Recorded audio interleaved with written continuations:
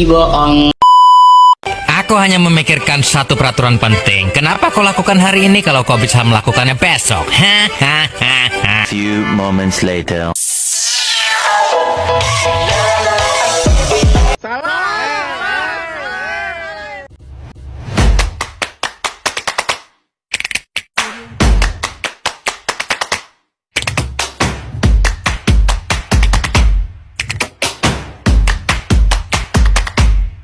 Hai teman-teman, perkenalkan kami dari kelompok 6 akan menampilkan sebuah video mengenai materi K3 dan 5R. Tapi sebelum itu, izinkan kami untuk memperkenalkan diri. Pertama, perkenalkan nama saya Alifia Ova Audi sebagai pemateri mengenai K3. Saya Arini Alfa-Adri Khairia sebagai pemateri mengenai 5R. Saya Widayanti sebagai editor. Saya Nita Disa Putri sebagai videografer. Berikut videonya.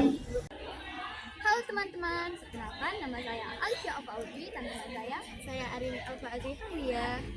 Nah, kami dari kelompok 6 akan menjelaskan mengenai penerapan K3 dan 5R. Nah, diciptakannya K3 tersebut juga mempunyai manfaat antara lain: 1. Melindungi pekerja. 2. Untuk meningkatkan produktivitas. Yang ketiga, untuk mengurangi biaya. Dan yang terakhir atau yang keempat adalah untuk meningkatkan moral bagi pekerja. Selanjutnya, apa saja sih prinsip-prinsip dari K3 itu? Prinsip dari K3 itu ada 4. Yang pertama adalah identifikasi bahaya. Nah, identifikasi bahaya ini dilakukan perusahaan untuk mengetahui apa aja sih bahaya-bahaya yang ada di tempat kerja tersebut. Nah, kalian sendiri tahu nggak sih apa itu K3?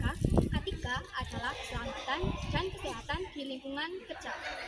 Nah, apa sih tujuan dari K3 itu sendiri?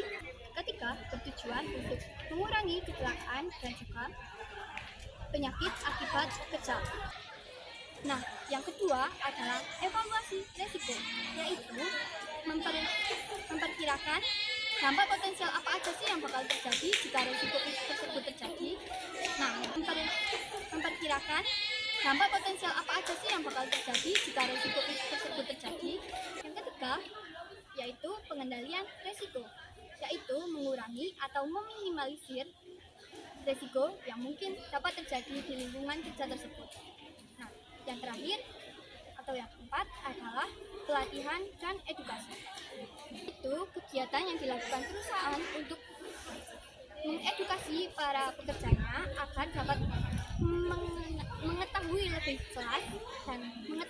jelas apa itu K3 dan dapat menerapkannya di lingkungan kerjanya. Nah, jadi karena materi K3 telah dijelaskan oleh teman saya, giliran saya akan menjelaskan materi mengenai 5R. Teman-teman tahu nggak apa itu 5R? Nah, jadi 5R merupakan metode untuk menciptakan lingkungan kerja yang bersih, efisien, dan teratur, sehingga meningkatkan produktivitas suatu perusahaan atau organisasi. Nah, kira-kira apa saja nih komponen-komponen yang ada di 5R itu? Komponen yang ada di 5R itu meliputi ringkas, rapi, resik, rawat, dan rajin. Ringkas merupakan kegiatan pemisahan barang-barang di tempat kerja yang dibutuhkan maupun yang tidak dibutuhkan.